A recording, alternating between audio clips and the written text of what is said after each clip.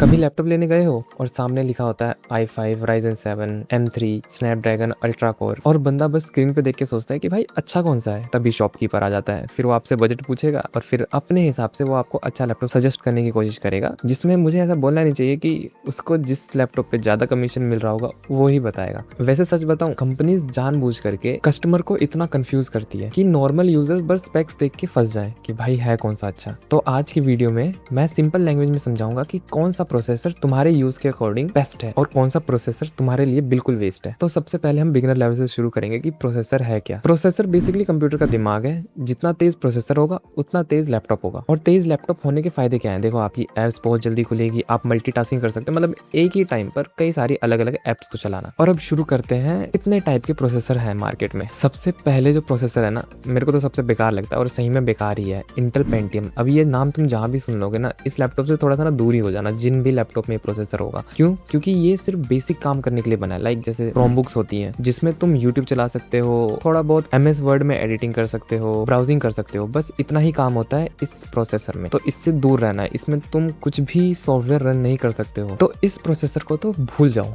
कि ये जहां भी दिखे ना। ठीक है, अगला आता है इंटेल कोर। अब ये सीरीज इंटेल की काफी अच्छी है, इंटेल कोर जनरेशन। इसमें 4 टाइप के प्रोसेसर आते हैं, मतलब 4 टाइप के प्रोसेसर कहें या फिर इन्होंने नेमिंग दे रखी है कि i3, i5, i7 और i9। अब ये यूजर्स को कंफ्यूज जरूर करता है कि उन्हें कौन सा लेना चाहिए। i3 में उनका काम हो जाएगा या i5 लेना पड़ेगा, i7 या i9। और जैसे ये नंबर बढ़ रहे हैं ना, वैसे इनकी प्राइसिंग भी बढ़ जाती है। अब देखो, अगर तुम स्टूडेंट हो या नॉर्मल ऑफिस का काम करते हो या ऑनलाइन क्लासेस लेते हो तो ये सब काम i3 में आराम से हो जाएगा। पर तुम थोड़ा ऊपर लेवल पे काम नहीं कर पाओगे, जैसे वीडियो एडिटिंग होती है या गेमिंग होती है, ये सब चीजें हार्ड लेवल की चीजें होती है, तो ये इसमें नहीं हो सकती, मतलब बेसिक नॉर्मल काम। अब आते हैं i5 पे। अब देखो, i5 ना सबसे बैलेंस प्रोसेसर है, मतलब तुम इसमें एडिटिंग भी कर सकते हो, गेमिंग भी कर सकते हो और बाकी सारे काम जो तुम करना चाहते हो इजीली हो जाते हैं। और 80% यूजर्स के लिए ना i5 इनफ होता है, मतलब उनके यूज केस के अकॉर्डिंग हो जाता है काम। फिर आता है i7। अब i7 में अगर आपको हैवी गेमिंग करनी है ना, मतलब भाई पूरा दिन लगे पड़े हो तुम गेम खेलने में, या तुम एडिटिंग कर रहे हो 4K लेवल पे, तो वो आराम से तुम इसमें कर सकते हो,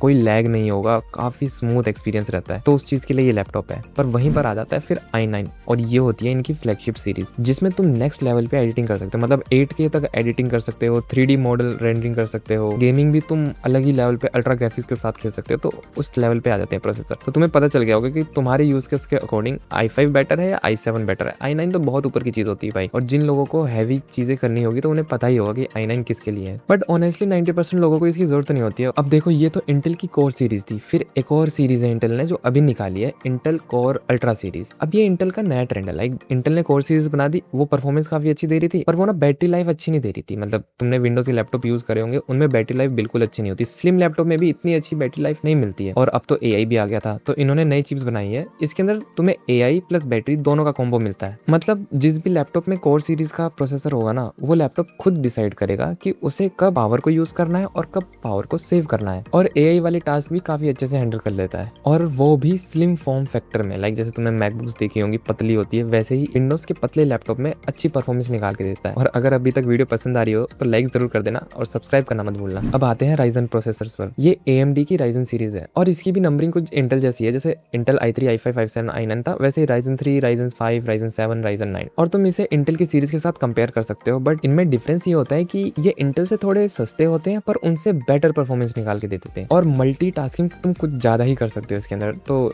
इनका ऐसा सीन होता है। और अगर तुम गेमर हो तो तुम्हारे लिए राइजन के प्रोसेसर बहुत अच्छी चॉइस रहेगी, अगर तुम राइजन 5, राइजन 7 के साथ जाते हो। पर हाँ, अब देखो, ये तो मैंने इंटेल और राइजन की बात कर दिया। अब इनमें एक और चीज होती है, इनकी जनरेशन। अब हर साल नई नई जनरेशन निकल के आती है, जैसे i7 की 11 जनरेशन, i7 की 13 जनरेशन, ऐसे ही लेटेस्ट जनरेशन हर साल आती है। तो इस चीज का तुम्हें ध्यान रखना है कि तुम्हें लेटेस्ट जनरेशन ही लेनी है, पुरानी जनरेशन वाला कोई भी लैपटॉप नहीं लेना है। अब आते हैं हम एप्पल पर। अब एप्पल पहले इंटेल की चिप्स यूज करता था, पर उसने अपनी चिप्स डेवलप कर ली है, जिसका नाम उसने M1, M2, M3, M4 ऐसे दिया है। और इनको समझना भी काफी इजी है किसी भी यूजर के लिए कि M1 है तो वो बेसिक है, फिर M2, M3, M4 ये इनके लेवल बढ़ते गए हैं। इसका मतलब ये है कि ये अच्छी प्रोसेसिंग कर सकते हैं, अच्छी पावर के साथ आते हैं। और हाँ, ये नॉर्मल प्रोसेसर जैसे नहीं होते जैसे इंटेल और राइजन है, ये बने ही हार्डवेयर प्लस सॉफ्टवेयर के लिए होते हैं। लाइक एप्पल ने इन्हें अपने लैपटॉप्स के लिए स्पेशली डिजाइन किया है, और इस वजह से ना एप्पल के लैपटॉप की बैटरी लाइफ बहुत अच्छी होती है, उनकी प्रोसेसिंग बहुत तेज होती है। मतलब तुम ऐसा समझ सकते हो कि अभी जैसे एप्पल की M5 लॉन्च हुई है या M4 थी पिछले साल की, वो इतने पतले होने के बाद भी इतने एफिशिएंट है कि 18 घंटे का बैटरी बैकअप देते हैं, साथ ही परफॉर्मेंस भी नेक्स्ट लेवल की दे देते हैं। पर देखो, अगर तुम गेमिंग करने के लिए सोच रहे हो तो एप्पल उसके लिए बिल्कुल भी नहीं है। एप्पल में गेमिंग होती नहीं है। अब इसका एक अलग रीजन है, वो मैं कभी और बताऊंगा आराम से। पर अभी के लिए इतना समझ लो कि अगर तुम्हें गेमिंग करनी है तो तुम्हें विंडोज के साथ ही जाना पड़ेगा। अब देखो, ये तो बात होगी एप्पल की, और अभी हाल फिलहाल में स्नैपड्रैगन की भी अपनी चिप्स आई है, आर्म बेस्ड चिप्स। लाइक काफी लोगों को पता होगा कि स्नैपड्रैगन के प्रोसेसर फोन्स में बहुत फेमस है, स्नैपड्रैगन 8 Gen 1, 8 Elite Gen 5। अब ये लैपटॉप के लिए भी प्रोसेसर बनाते हैं और इनका मेन गोल ये है कि ये एप्पल जैसी पावर को अचीव कर सके। पर विंडोज के लैपटॉप में लाइक ये बैटरी अच्छी देते हैं, इन प्रोसेसर की जो बैटरी लाइफ होती है वो बहुत इंसेन होती है, परफॉर्मेंस भी बहुत अच्छी मिल जाती है, साथ ही लाइट वेट फॉर्म फैक्टर में ये सब चीजें, जो कि विंडोज में अभी तक पॉसिबल नहीं था, पर अब ये पॉसिबल हो गया। पर बस एक चीज है विंडो में कि अगर विंडो 11 अच्छा कर लेना तो इन लैपटॉप की एफिशिएंसी काफी ज्यादा बढ़ सकती है। क्योंकि जो भी लोग ये वीडियो देख रहे हैं जिनके पास विंडो लैपटॉप है, उन्हें पता होगा विंडो 11 अगर तुम्हारे पास 16 GB रैम है तो 8 GB रैम विंडो 11 खुद खा रहा होता है। और हाँ, एक और चीज मैं बताऊं, जैसे एप्पल की M सीरीज आई थी ना, उसके लिए अभी सॉफ्टवेयर बने नहीं थे। जैसे एडोबी प्रीमियर प्रो है, फोटोशॉप है और ऐसे कई सारे सॉफ्टवेयर वो अभी M सीरीज के लिए बने नहीं थे। पर जैसे वो बन गए तो वो काफी ऑप्टिमाइज्ड बने और अच्छी वर्क करने लगे, पर उनको होने में 1-2 साल लगे। वैसे ही जैसे स्नैपड्रैगन के प्रोसेसर आए, सेम रूल इस पे भी अप्लाई होता है कि इनके लिए अभी सॉफ्टवेयर बन रहे हैं और धीरे धीरे ऑप्टिमाइज होंगे, और जितना ये सॉफ्टवेयर ऑप्टिमाइज होंगे स्नैपड्रैगन के प्रोसेसर के लिए, उतना ही प्रोसेसर ज्यादा अच्छे से रन कर पाएगा सॉफ्टवेयर को। अब इसे थोड़ा कॉम्प्लिकेटेड मत समझना, बहुत ईजी चीज है। सभी प्रोसेसर्स के अकॉर्डिंग सॉफ्टवेयर को डिजाइन किया जाता है कि उनमें वो अच्छे से रन हो सके। अब इसके बाद एक और प्रोसेसर आता है मीडियाटेक का। अब मीडियाटेक भी फोन के लिए चिप्स बनाता है, बहुत अच्छी चिप्स बनाता है, पर लैपटॉप के लिए अभी इतनी पावरफुल चिप्स नहीं बनाता है। इसलिए इनकी चिप्स तुम्हें क्रोम बुक्स में मिल जाएगी, जो मतलब 20,000, 15,000, 30,000 के आसपास मिल जाते हैं लैपटॉप। मतलब बेसिक काम के लिए ठीक है, पर मैं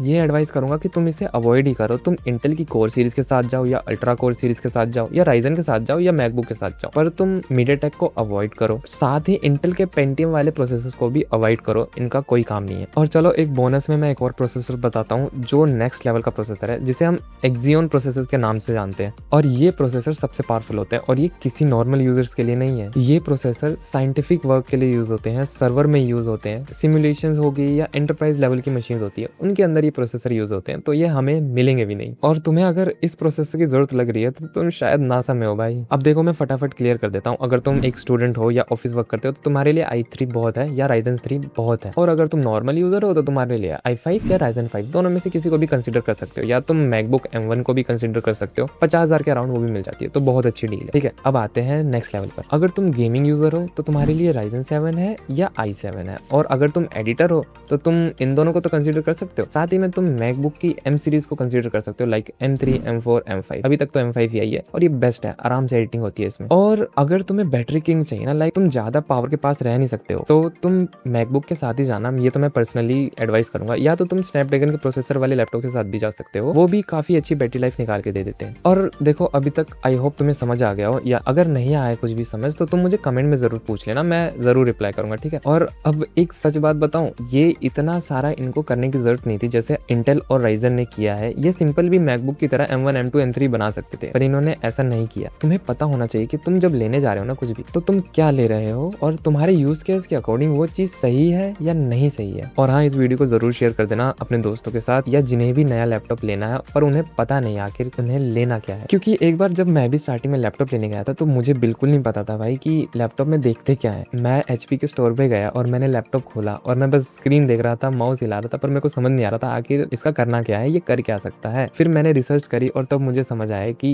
ये कभी सेल्समैन भी हमें समझाता नहीं है कि आखिर एक प्रोसेसर का रियल यूज केस तुम्हारे लिए क्या। और ऐसे सिंपल एक एक्सप्लेनर वीडियोस पसंद है तो सब्सक्राइब जरूर मार देना। और अगर तुम ये जानना चाहते हो कि आखिर इन प्रोसेसर को जज कैसे कोई करता है, तो इसके लिए मैं एक स्पेशल वीडियो बना सकता हूँ। तुम मुझे कमेंट में जरूर बताना अगर तुम्हें ये जानना है या नहीं। और अब मैं मिलता हूँ तुमसे नेक्स्ट वीडियो में, तब तक के लिए बाय बाय।